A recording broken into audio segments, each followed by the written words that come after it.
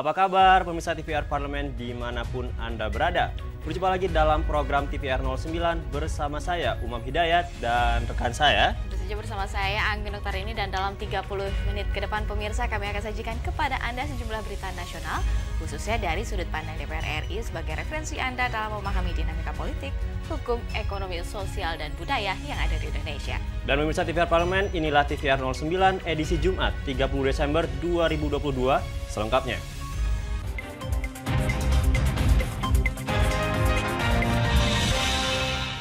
Tim kunjungan kerja reses Komisi 5 DPR RI meninjau langsung proyek pengendalian banjir Tukat Unda yang berada di Kabupaten Klungkung, Provinsi Bali.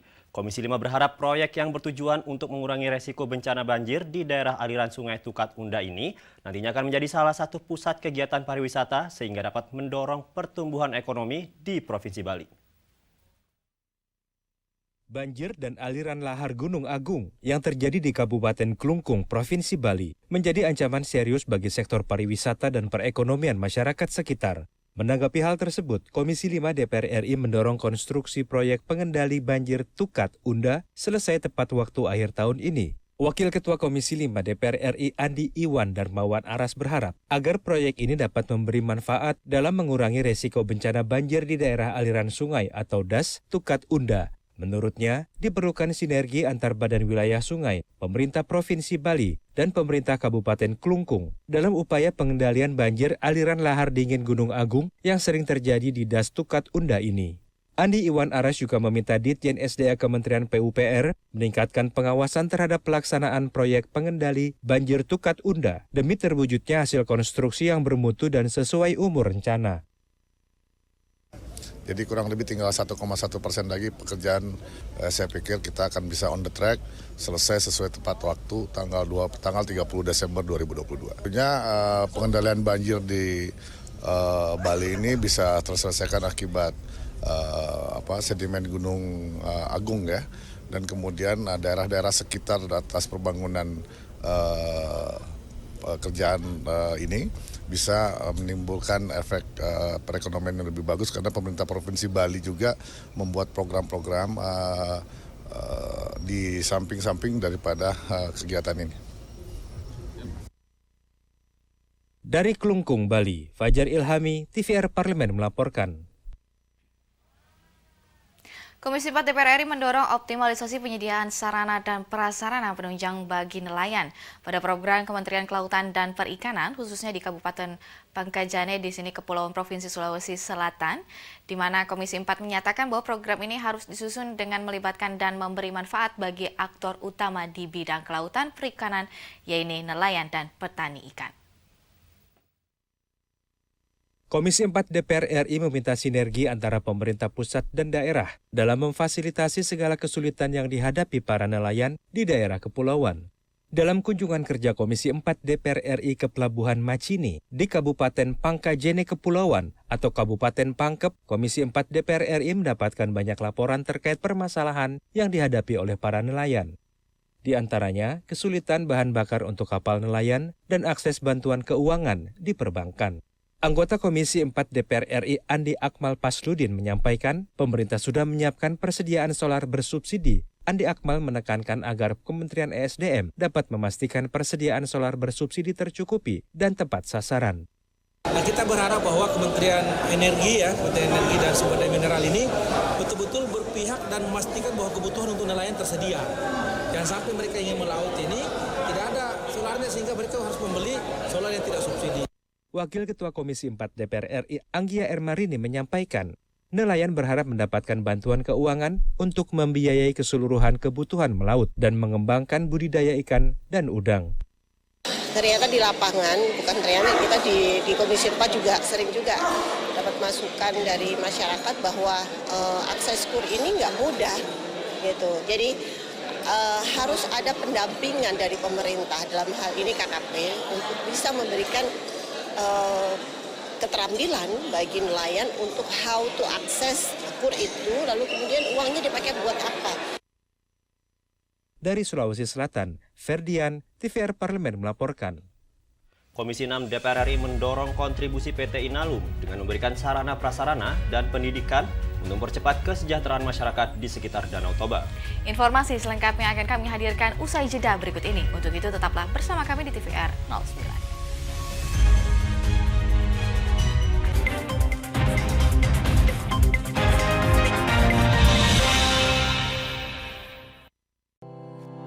Tugas dan fungsi DPR RI sangat penting bagi negeri ini sebagai pengemban amanat rakyat.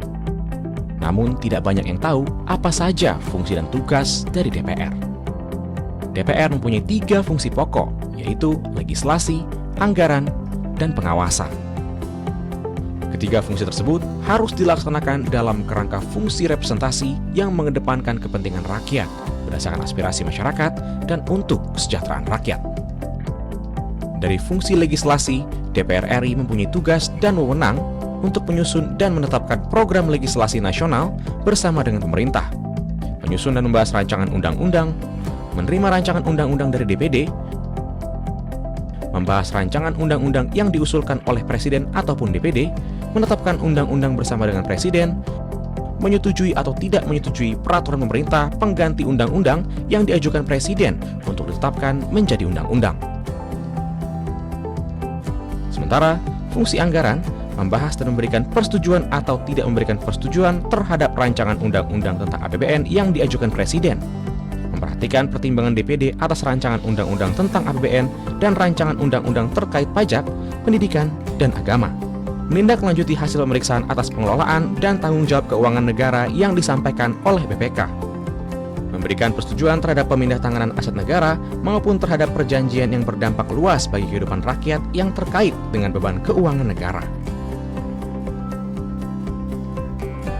Dan fungsi pengawasan, melakukan pengawasan terhadap pelaksanaan undang-undang, APBN, dan kebijakan pemerintah, membahas dan menindaklanjuti hasil pengawasan yang disampaikan oleh DPD terkait pelaksanaan undang-undang mengenai otonomi daerah, pembentukan, pemekaran, dan penggabungan daerah, pengelolaan sumber daya alam dan sumber daya ekonomi lainnya, pelaksanaan APBN, pajak, pendidikan, dan agama.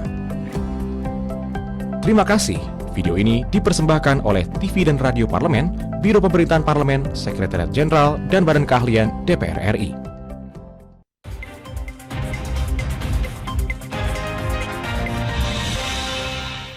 Terima kasih pemirsa, Anda masih setia menyaksikan TVR 09. Komisi 6 DPR RI mendorong PT Inalum agar dapat memberikan kontribusi secara masif terhadap masyarakat di sekitar Danau Toba, mengingat perusahaan BUMN tersebut dinilai belum memberikan kontribusi maksimal bagi masyarakat sekitar. Komisi 6 pun menilai perlu adanya kontribusi lebih dari PT Inalum terhadap 2 hal bagi masyarakat, yaitu di bidang pendidikan serta di bidang sarana dan prasarana. Perusahaan BUMN yang memiliki pabrik peleburan aluminium di kawasan Danau Toba dinilai belum memberikan kontribusi yang maksimal terhadap masyarakat sekitar. Karenanya, Komisi 6 DPR RI mendorong kontribusi PT Inalum dengan memberikan sarana prasarana dan pendidikan untuk mempercepat kesejahteraan masyarakat Danau Toba. Saat kunjungan reses ke Provinsi Sumatera Utara, Wakil Ketua Komisi 6 DPR RI Martin Manurung menilai belum ada kontribusi terhadap masyarakat sekitar, terutama di bidang pendidikan. Sekitarnya ini banyak suku bangsa Batak yang selama ini memang terkenal sebagai suku bangsa yang sangat menginginkan pendidikan yang terbaik untuk anak-anaknya. Nah, kita tadi mengusulkan bagaimana kalau Inalum juga berperan mengirimkan melatih dan mengirimkan sebanyak-banyaknya anak dari kawasan Danau Toba ini masuk ke perguruan tinggi negeri dan sekolah-sekolah unggulan. Nah, ini saya pikir satu hal yang harus dilakukan lebih masif. Dalam kesempatan yang sama, anggota Komisi 6 DPR RI Dedi Sitorus menjelaskan, perlu adanya keadilan bagi masyarakat yang terdampak atas beroperasinya PT Inalum di Danau Toba, salah satunya melalui kontribusi jangka panjang, seperti balai pelatihan kerja maupun fasilitas kesehatan. Kalau selama ini yang saya tahu, apa yang mereka lakukan terhadap masyarakat sekitar wilayah operasinya tidak terlalu mendapatkan manfaat yang maksimal. Padahal menurut saya banyak yang bisa dilakukan, hal-hal yang long lasting, hal-hal yang berdampak jangka panjang, misalnya soal pendidikan atau pelatihan bagi masyarakat yang angkatan kerja. Dari Sumatera Utara, Koko Inugroho, TVR Parlemen melaporkan. Pemirsa, anggota DPR RI Rianta mengapresiasi pembangunan gedung Balai Latihan Kerja Komunitas di Komplek Pondok Pesantren Miftahus Sudur, Kabupaten Pati, Jawa Tengah. Pembangunan gedung BLKK ini nantinya akan dipergunakan sebagai latihan kerja komunitas di bidang otomotif. Anggota DPR RI mengapresiasi pembangunan Balai Latihan Kerja Komunitas atau BLKK milik pesantren Miftahus Sudur di Pati, Jawa Tengah. Hal ini merupakan salah satu program dari Kementerian Tenaga Kerja bagi para santri untuk memiliki skill serta kompetensi. Dalam rangkaian kunjungan kerja di masa resesnya ke daerah pemilihan Jawa Tengah 3 yang meliputi Pati, Blora, Rembang, dan Grobogan, Rianta menyampaikan pembangunan BLKK tersebut merupakan salah satu upaya pemerintah untuk mendorong tumbuhnya pondok pesantren sebagai lembaga pendidikan yang tidak hanya membekali santrinya dengan ilmu agama, tetapi juga dengan keterampilan sebagai bekal masa depan. Ini bagian dari janji politik Bapak Presiden Jokowi. Alhamdulillah ini di pesantren yang awalnya di 2017 itu hanya bermodalkan semangat, tapi di tahun 2022 alhamdulillah pemerintah pusat melalui DPP PDI Perjuangan memberikan satu perhatian yang serius. Salah satu pengasuh pondok, Hasan Ahmad Syarifuddin, bersyukur dan berterima kasih kepada pemerintah yang telah berupaya memajukan pendidikan di pondok melalui bantuan tersebut. Ia menambahkan, Pondok Pesantren Miftahus Sudur merupakan salah satu lembaga pendidikan baru yang tengah berkembang di Kecamatan Pati. Semoga gedung DPR bisa berkembang yang baik, sehingga bisa mencetak generasi yang ahli dalam bidang agama dan juga ahli dalam bidang otomotif. Terima kasih kepada Menteri Tenaga Kerja, semoga bisa memberikan pemanfaatan. Tim Liputan TVR Parlemen melaporkan. Komisi 3 DPR RI meminta Polda Sulawesi Utara untuk mengungkap dan menangkap dalang di balik kelangkaan BBM bersubsidi, khususnya jenis solar di wilayah tersebut. Kelangkaan solar bersubsidi ini diduga terjadi karena ada oknum-oknum yang sengaja membeli solar untuk keperluan industri. Komisi 3 DPR RI meminta Polda Sulawesi Utara untuk mengungkap dan menangkap dalang di balik kelangkaan bahan bakar minyak bersubsidi, khususnya jenis solar di wilayah tersebut. Hal itu disampaikan anggota Komisi 3 DPR RI Muhammad Nasir Jamil saat kunjungan ke Provinsi Sulawesi Utara. Banyak laporan dari masyarakat bahwa di lapangan terjadi penumpukan antrian panjang kendaraan, khususnya truk-truk besar untuk mengisi BBM jenis solar. Komisi 3 juga mengamati peredaran BBM ilegal di Sulawesi Utara cukup ramai. Bahkan sudah ada beberapa oknum polisi yang ditangkap karena diduga menjadi backingan. Komisi 3 berharap agar aktor intelektual kejahatan tersebut ditangkap tanpa pandang bulu. Ya, artinya BBM solar bersubsidi itu dialihkan ke industri. Ini kan sebuah kejahatan dan ini kan membuat masyarakat sulit untuk mendapatkan solar. Ada kelangkaan solar di tengah-tengah masyarakat. Itu sebabnya kenapa kita lihat ada antrian mobil di SPBU menunggu solar. Harapan kita supaya dalangnya, aktor intelektualnya itu juga bisa ditangkap oleh kepolisian, ya, siapapun dia, apapun latar belakangnya, apapun pakaiannya, kira-kira begitu. Itu yang kita harapkan. Sebab itu tentu saja sangat merugikan masyarakat dan itu juga sangat meresahkan, ya, dalang daripada penjualan ini. Itu harapan kita kepada Polda Sulawesi Utara. Nasir mengatakan, proses penyelidikan jangan hanya berhenti pada supir truk tangki atau petugas SPBU saja, sebab ia meyakini mafia BBM solar bersubsidi ada di tingkat yang lebih tinggi. Dari Sulawesi Utara, Julian, TVR Parlemen melaporkan.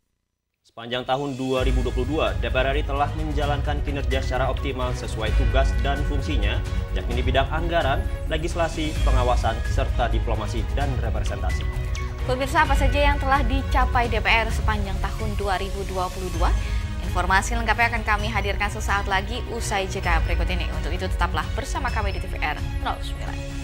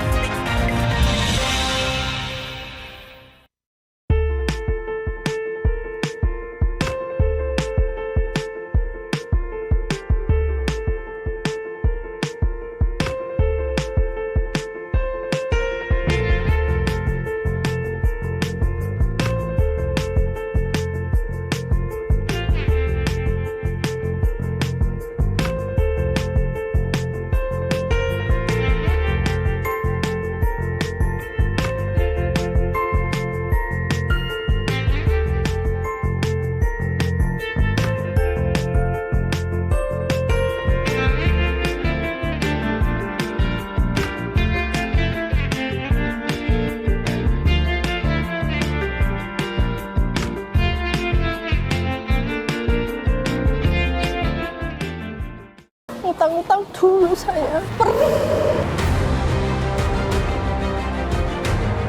Mereka yang tidak cukup paham teredukasi bagaimana menyuarakan aspirasi demi memperoleh jawaban. Sini ditambang untuk seperti itu, warga sini tidak mengizinkan. Sebab apa? Itu menyangkut isi perut kami semua.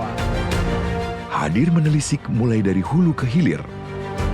Mengapa? Nah, kalau kita telusuri kenapa banjir ini hampir setiap terjadi.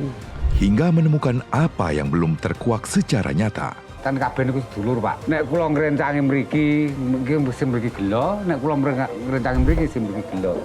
Nggih kedah adil wae, Pak, tengah-tengah. Menghadirkan peran anggota DPR RI demi mendapatkan solusi. Saksikan Suara Dapil, Senin sampai Jumat pukul 10 waktu Indonesia Barat, hanya di TVR Parlemen.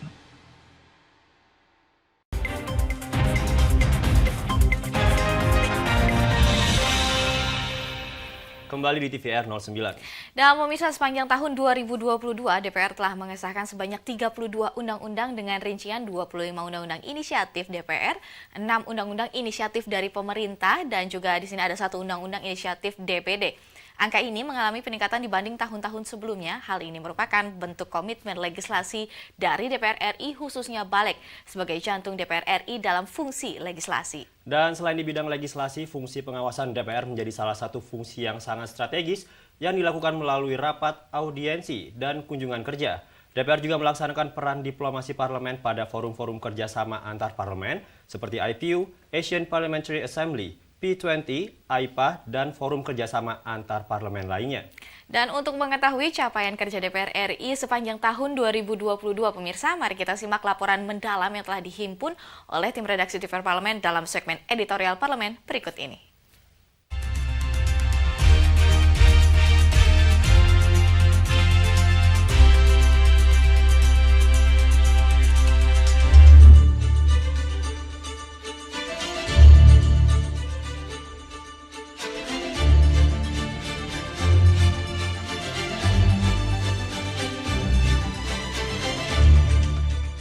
Sepanjang tahun 2022, DPR RI telah menjalankan kinerja secara optimal sesuai tugas dan fungsinya, yakni di bidang anggaran, legislasi, pengawasan, serta diplomasi dan representasi.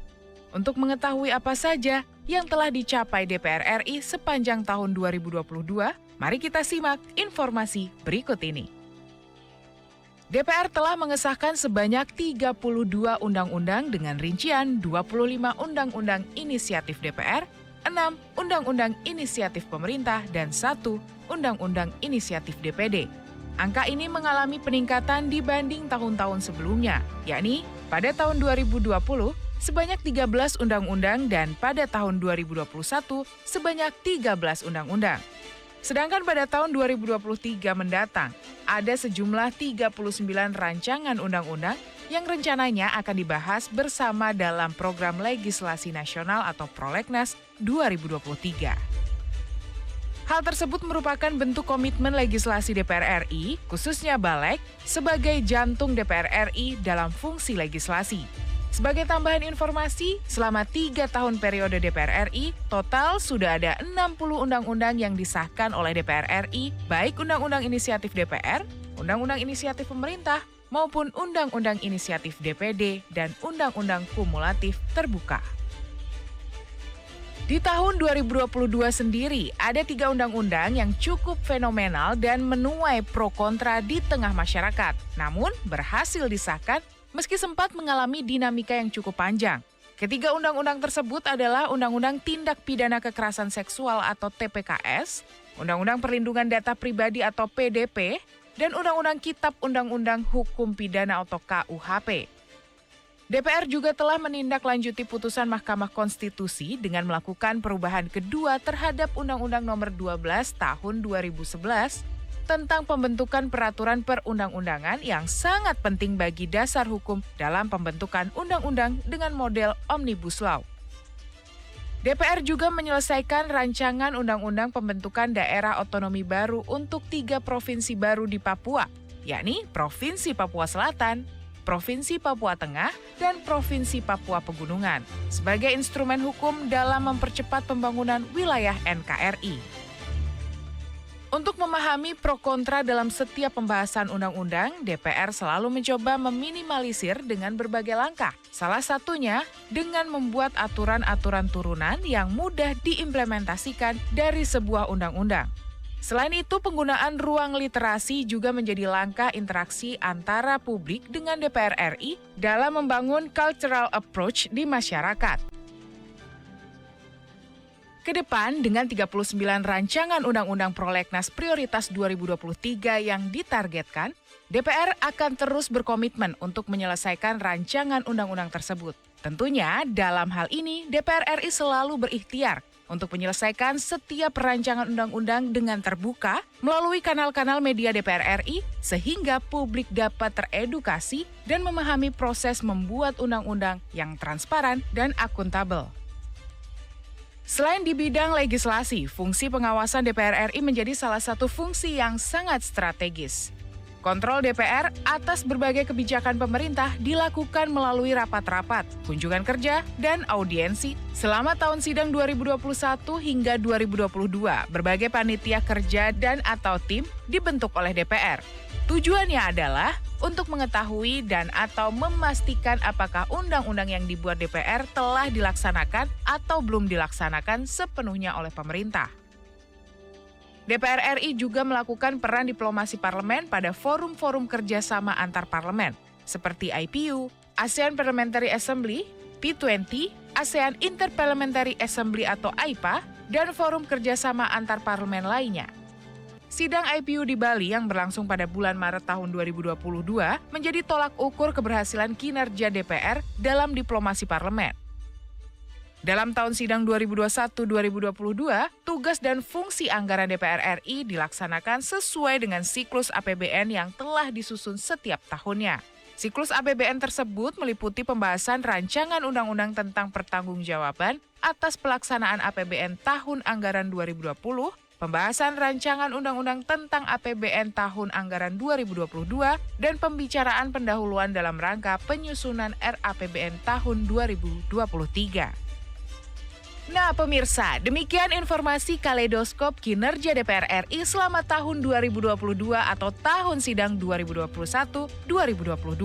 Semoga dapat menambah wawasan pemirsa tentang kinerja, tugas, dan fungsi DPR RI. Untuk informasi lebih lanjut, pemirsa dapat mengakses sosial media dan live streaming TVR Parlemen yang berisi semua kegiatan alat kelengkapan Dewan yang ada di DPR RI. Tim Liputan TVR Parlemen melaporkan.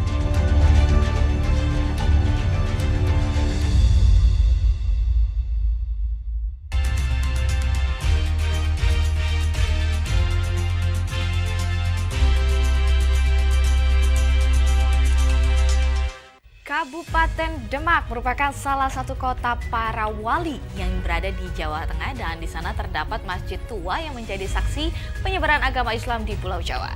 Nah pemirsa, masjid apakah yang dimaksud? Informasi usai jeda berikut ini. Untuk itu tetaplah bersama kami di TVR 09.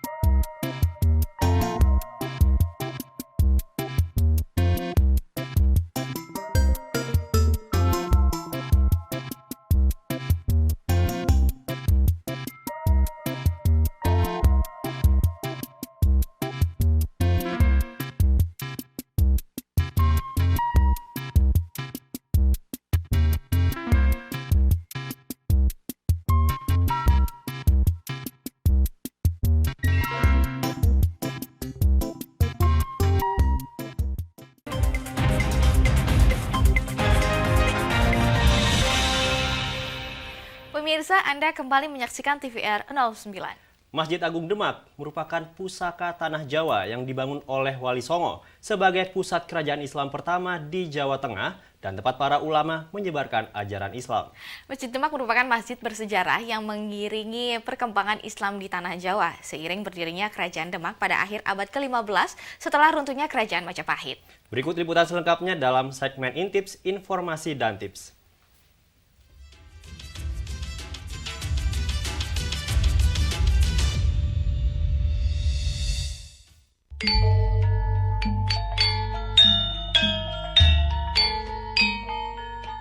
Assalamualaikum pemirsa TVR Parlemen.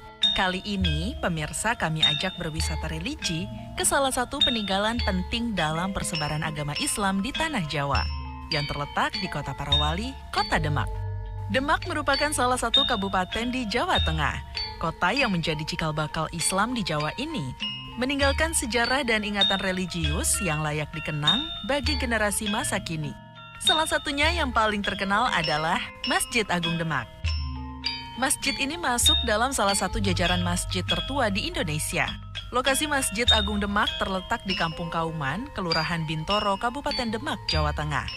Masjid ini tak sulit untuk ditemukan. Lokasinya berada tepat di alun-alun dan pusat keramaian Kota Demak. Masjid yang merupakan masjid kuno ini dibangun oleh Raden Patah dari Kerajaan Demak yang dibantu oleh para Wali Songo pada abad ke-15 Masehi. Bukti pembangunannya tercatat dalam pintu masjid yang dibuat oleh Ki Ageng Selo, yang ditulis dalam Prasasti Candra Sengkala yang berbunyi Nogomulat Sari Rawani, yang bermakna tahun 1388 Saka atau 1466 Masehi. Menurut cerita, Masjid Agung Demak dahulunya adalah tempat berkumpulnya Wali Songo yang menyebarkan agama Islam di tanah Jawa. Karena itulah, kini Demak mendapat sebutan sebagai Kota Wali. Wali merupakan sebutan bagi orang suci dalam agama Islam, dan dalam tradisi Jawa dikenal dengan sebutan Wali Songo atau 9 Wali. Wali Songo merupakan penyebar agama Islam di Jawa yang mampu mengajarkan agama Islam dengan menggunakan cara-cara yang damai, bahkan secara kebudayaan. Berkat cara Wali Songo menyebarkan agama Islam inilah, kini mayoritas penduduk Jawa menganut agama Islam. Kita lihat yuk dari sisi arsitektur Masjid Agung Demak ini. Meskipun dibangun sekitar 5 abad yang lalu, desain dan arsitektur Masjid Agung Demak terlihat sangat indah dan menawan. Desain Masjid Agung Demak syarat dengan simbol arsitektur tradisional Indonesia yang khas dan penuh makna. Atap masjid berbentuk limas yang bersusun 3 merupakan gambaran akidah Islam, yakni iman, Islam, dan ihsan. 4 tiang utama di dalam masjid yang disebut Soko Tatal atau Soko Guru yang dibuat langsung oleh para Wali Songo. Sementara pintu Masjid Agung Demak yang dikenal dengan nama Pintu Bledek dianggap mampu menahan petir. Bagian teras masjid juga ditopang oleh 8 buah tiang yang disebut dengan Saka Majapahit. Alhamdulillah pemirsa TVR Parlemen, kali ini pemirsa sudah paham kan akan nilai historis dari Masjid Demak? Masjid Agung Demak merupakan peninggalan penting bagi perkembangan Islam di Jawa, bahkan di Indonesia.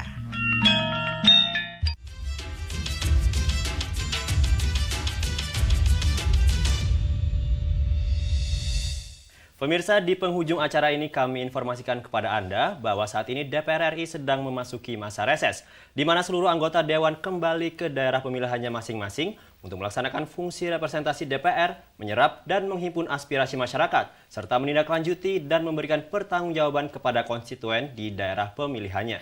Namun pemirsa, sejumlah agenda serta program DPR RI lainnya masih dapat Anda saksikan secara langsung di TVR Parlemen melalui kanal utama, kanal komisi, dan kanal alat kelengkapan Dewan lainnya yang dapat Anda akses di tvr.dpr.go.id. Pemirsa TVR Parlemen, demikian TVR 09 edisi pagi ini.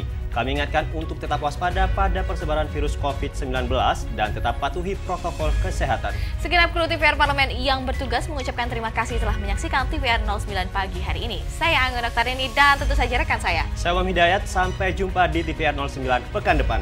TVR Parlemen, Referensi Indonesia.